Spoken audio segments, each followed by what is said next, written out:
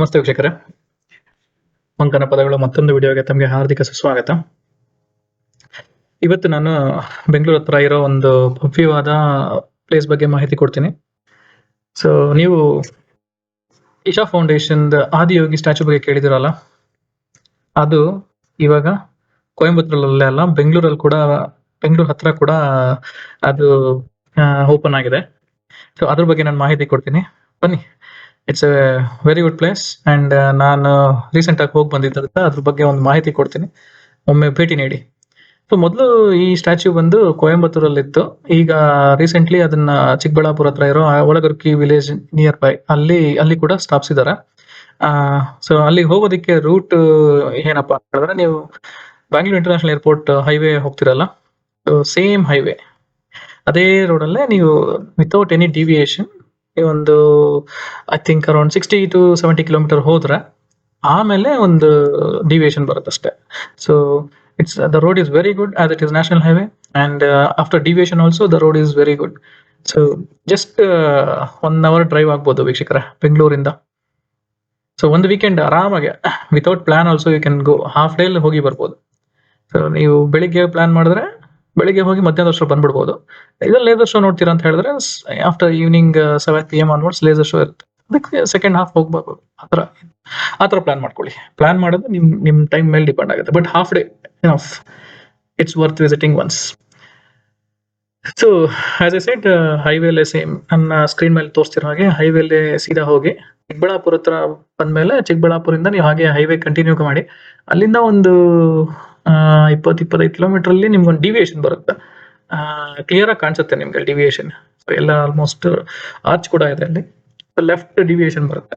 Left ತಗೊಂಡಿದ ತಕ್ಷಣ ಅಲ್ಲಿಂದ ಒಂದು 10-12 ಕಿಲೋಮೀಟರ್ಸ್ ಒಳಗಡೆ ಹೋದ್ರೆ ನಿಮ್ಗೆ ಈ ಆದಿಯೋಗಿ ಸೆಂಟರ್ ಸಿಗುತ್ತೆ.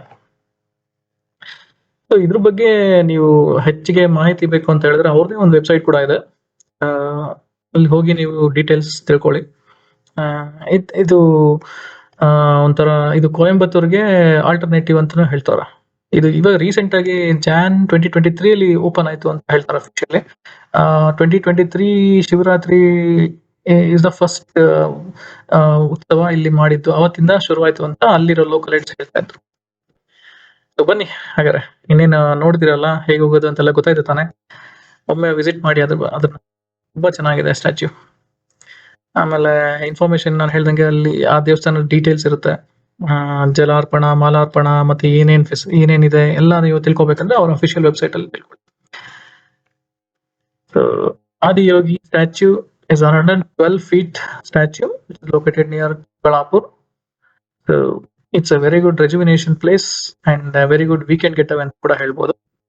ಸೊ ನಾನಂತೂ ಹೋಗಿ ಬಂದು ತುಂಬಾ ಥ್ರಿಲ್ ಆಗಿದ್ದೆ ಅಂಡ್ ಒಂಥರ ನಿಮ್ ಮನಸ್ಸು ಕೂಡ ಲೈಟ್ ಆಗುತ್ತೆ, ಯಾಕಂದ್ರೆ ಅದು ಓನ್ಲಿ ಎಂಟರ್ಟೈನ್ಮೆಂಟ್ ಪ್ಲೇಸ್ ಅಲ್ಲ, ಇಟ್ಸ್ ರಿಲ್ಯಾಕ್ಸಿಂಗ್ ಅಂಡ್ ರೆಜುವಿನೇಷನ್ ಅಂತ ಹೇಳ್ಬೋದು.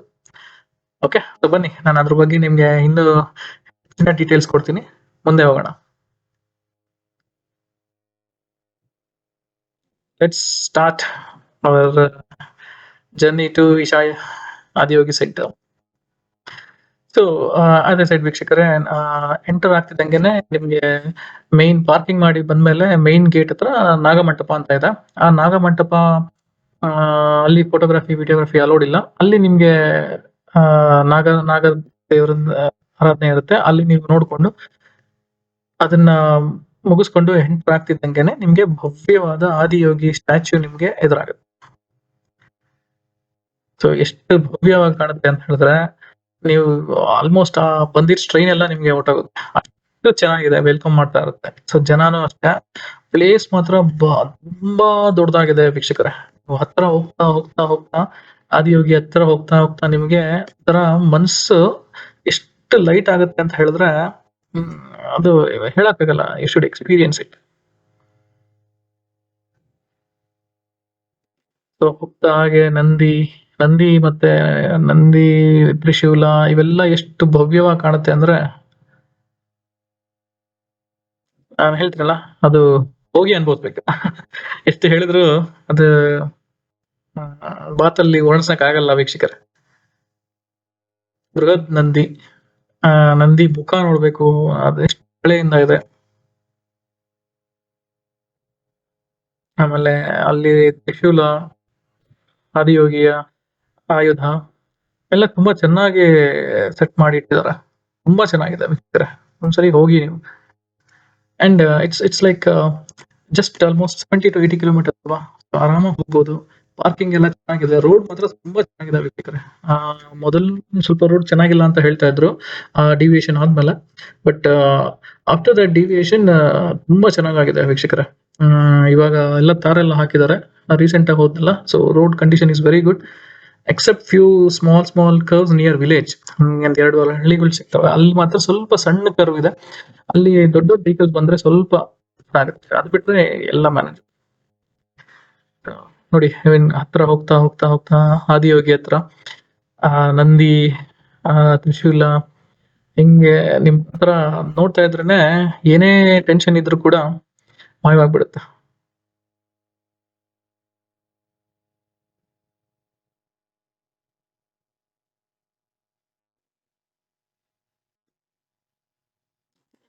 ತ್ರಿಶೂಲ ಕೂಡ ಅಷ್ಟೇ ತುಂಬಾ ಚೆನ್ನಾಗಿ ಸ್ಕಲ್ಪ್ ಮಾಡಿದಾರೆ. ಅದು ಭೂಮಿಯಿಂದ ಎದ್ದಂಗೆ ಕಾಣುತ್ತೆ. ನಂದಿ ಅಂತೂ ನಮಗೆ ಅದು ಎಷ್ಟು ಕಳೆಯಿಂದ ಎಷ್ಟು ಕಳೆ ಇದೆ ಅದ್ರಲ್ಲಿ ಅಂದ್ರೆ ನೀವು ನೋಡಿ, ಒಮ್ಮೆ ನೋಡಿ ಗೊತ್ತಾಗುತ್ತೆ. ಆಮೇಲೆ ಸ್ಟ್ಯಾಚ್ಯೂ ಕೆಳಗಡೆ ನಂದಿ ನೋಡ್ತಾ ಇರೋದು ಆಕ್ಚುಲಿ ಯೋಗೇಶ್ವರ ಲಿಂಗನ. ಅಥವಾ ಆ ಬೃಹತ್ ಸ್ಟ್ಯಾಚ್ಯೂ ಕೆಳಗಡೆ ಅಲ್ಲಿ ನೀವು ಫಸ್ಟ್ ಸಿಗೋದೇ ಯೋಗೇಶ್ವರ ಲಿಂಗ ಪ್ರತಿಷ್ಠಾಪನೆ ಮಾಡಿದ್ದಾರೆ. ಅಲ್ಲಿ ಹೋಗಿ ನೀವು ಜಲಾರ್ಪಣೆ, ಮಾಲಾರ್ಪಣೆ ಮತ್ತೆ ನಿಮ್ಮ ಭಕ್ತಿ ಏನೇನ್ ಇದೆಯೋ ಅದನ್ನ ಸಲ್ಲಿಸ್ಬಿಟ್ಟು ಬರ್ಬೋದು. ಅಲ್ಲಿ ಮೆಡಿಟೇಷನ್ ಕೂಡ ಮಾಡ್ಬೋದು ಕೂತ್ಕೊಂಡು. ಹಂಗೆ ಆ ಮೆಡಿಟೇಷನ್ ಸೆಂಟರ್ ಆದ್ಮೇಲೆ ಸ್ವಲ್ಪ ಲೆಫ್ಟ್ ಸೈಡ್ ಇಂದ ಬಂದ್ರೆ ರೈಟ್ ಸೈಡ್, ಲೆಫ್ಟ್ ಸೈಡ್ 2 ಕಡೆನೂ ಸ್ಟೇರ್ಸ್ ಇದೆ. ಆ ಮೆಟ್ಟಲ್ನ ಹತ್ಕೊಂಡು ನೀವು ಮುಂದೆ ಹೋಗ್ತಾ ಹೋಗ್ತಾ ಹೋಗ್ತಾ ಇದ್ರೆ ಆದಿಯೋಗಿ ನಿಮ್ಗೆ ಇನ್ನೂ ಹತ್ರ ಆಗ್ತಾ ಇರ್ತಾರೆ. ಬೃಹತ್ವಾದ ಕತ್ತಂತೂ ಎತ್ತಿ ನೋಡ್ಬೇಕು ನೀವು. ಮೆಟ್ಟಲು ಮೇಲ್ ಹತ್ತಿ ಹೋದ್ಮೇಲೆ ಎತ್ತಿ ನೋಡ್ಬೇಕು.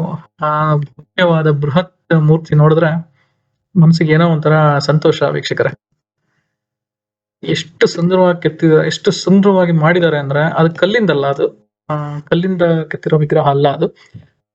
ಏನೇ ಇರ್ಲಿ, ಏನ್ರಲ್ಲಿ ಮಾಡಿದಾರೋ ಗೊತ್ತಿಲ್ಲ, ಬಟ್ ಕೇಳ್ದಂಗೆ ಮೆಟಲ್ ಶೀಟ್ಸ್ ಅಂತ ಹೇಳ್ತಾರೆ. But not sure about how it was, from which product it was done. But ಏನೇ ಆದ್ರೂ ಕೂಡ ಕಳೆ ಮಾತ್ರ ತುಂಬಾ ಚೆನ್ನಾಗಿದೆ.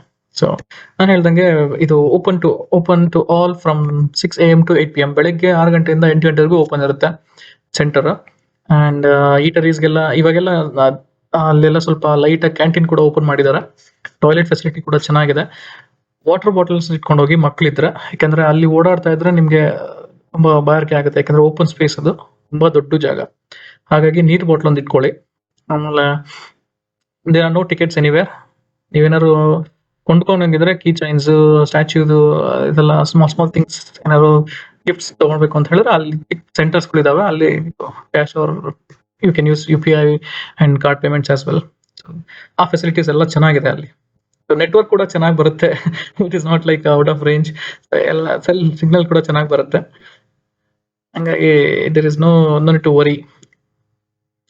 ಬಟ್ ಮುಖ್ಯವಾದಂದ್ರೆ 112 feet ಸ್ಟ್ಯಾಚ್ಯೂ. ಸೊ ಅದೇ ಮೇನ್ ಅಟ್ರಾಕ್ಷನ್ ವೀಕ್ಷಕರೇ. ನಾವು ನೋಡ್ತಾ ಇದ್ರೆ ನೋಡ್ತಾನೆ ಇರ್ಬೇಕು ಅನ್ಸುತ್ತೆ. ಹಾಗೆ ಒಂದು ಪ್ರದಕ್ಷಿಣೆ ಹಾಕಿ ಅದ್ರ ಮೇಲೆ, ಅಲ್ಲಿ ಮೆಟ್ಟಿಲ ಮೇಲೆ ಹತ್ಬಿಟ್ಟು ಎಷ್ಟು ಸುಂದರವಾಗಿ ಕಾಣುತ್ತೆ ಅಂದ್ರೆ, ನೀವು ಪ್ರಪಂಚದಲ್ಲಿ ನಿಮ್ಗೆ ಏನೇ ಕಷ್ಟ ಇದ್ರೂ ಅದ್ರ ಮುಂದೆ ಸಣ್ಣಗ್ ಅನ್ಸ್ಬಿಡುತ್ತೆ. ಆ ಶಿವನ ಧ್ಯಾನ ರೀತಿಯಲ್ಲಿರೋ ಆ ಭಂಗಿ ನೋಡಿದ್ರೆ, ಮುಖ ನೋಡಿದ್ರೆ ನಿಮ್ಗೆ ಇನ್ನೊಂಥರ ಹುಮ್ಮಸ್ ಬರುತ್ತೆ ನಿಮ್ಗೆ.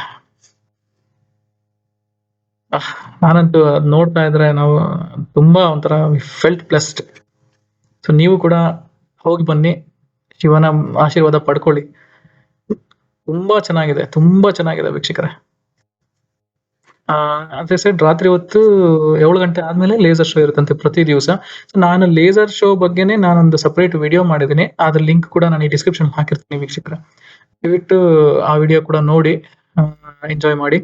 ಅಂಡ್ ನೀವು ಏನೇ ಆದ್ರೂ ಕೂಡ ರಿಯಲ್ ಲೈಫ್ ಎಕ್ಸ್ಪೀರಿಯನ್ಸ್ ನೀವು ಅನುಭವಿಸ್ಬೇಕು. ಬನ್ನಿ, ಇಲ್ಲಿ ಬಂದು ಒಮ್ಮೆ ಆ ಲೇಸರ್ ಶೋನ ಡೈರೆಕ್ಟ್ ಆಗಿ ನೋಡಿ. ತುಂಬಾ ಅದ್ಭುತವಾಗಿದೆ ವೀಕ್ಷಕರೇ. ಒಂಥರ ಸೌಂಡ್ಗೆ ಮತ್ತೆ ಆ ಜನಗಳ ವೈಬ್ರೇಷನ್ಸ್, ಆ ಲೇಸರ್ ಲೈಟ್ ತುಂಬಾ ಚೆನ್ನಾಗಿ ಮಾಡಿದ್ದಾರೆ. ನಿಮ್ಗೆ ಅದು ರಿಯಲ್ ಲೈಫ್ ಎಕ್ಸ್ಪೀರಿಯನ್ಸ್ ಆದ್ರೆ ಮಾತ್ರ ನೀವು ಅದನ್ನ ಅನುಭವಿಸಕ್ಕಾಗದು. ಒಂಥರ ಚೆನ್ನಾಗಿದೆ, ಅದು ಹೇಳಕ್ಕಾಗಲ್ಲ. ಸೊ ಏನಾದ್ರೂ ನಾನು ವಿಡಿಯೋ ಹಾಕಿರ್ತೀನಿ ನೋಡಿ. ಅಂಡ್ ಅದೇ ಸೆಡ್ ನಿಮ್ಗೆ ಲೇಸರ್ ಶೋ ನೋಡ್ಬೇಕಂದ್ರೆ ಸೆಕೆಂಡ್ ಹಾಫ್ ಬನ್ನಿ, 5 ಗಂಟೆ ಮೇಲ್ ಬನ್ನಿ. ಆರಾಮಾಗಿ 8 ಗಂಟೆವರೆಗೂ ಇದ್ದು ಅಲ್ಲಿ 1 ಅವರ್ 1.5 ಅವರ್ಗೆ ನೀವು ಮತ್ತೆ ವಾಪಸ್ ಮನೆಗೆ ಬರ್ಬೋದು. ಸೊ ಇಷ್ಟು ಹೇಳ್ತಾ ನಾನು ಈ ವಿಡಿಯೋ ಮುಗಿಸ್ತಾ ಇದ್ದೀನಿ ವೀಕ್ಷಕರೇ. ದಯವಿಟ್ಟು ಯಾವಾಗಾದ್ರೂ ವೀಕೆಂಡ್ ನಿಮ್ಗೆ ಟೈಮ್ ಸಿಕ್ಕಿದಾಗ ಹೋಗಿ ಬನ್ನಿ. ವೆರಿ ಗುಡ್ ಪ್ಲೇಸ್ ಅಂಡ್ ಬೃಹದ್ ಯೋಗಿನ ನೋಡಿ ಆಶೀರ್ವಾದ ಪಡೀರಿ ಅಂತ ಬೇಡ್ಕೊಂತ ಈ ವಿಡಿಯೋ ಮುಗಿಸ್ತಾ ಇದ್ದೀನಿ. ಇಷ್ಟೊತ್ತು ವಿಡಿಯೋ ನೋಡೋದಕ್ಕೆ ಧನ್ಯವಾದಗಳು. ನಮಸ್ಕಾರ.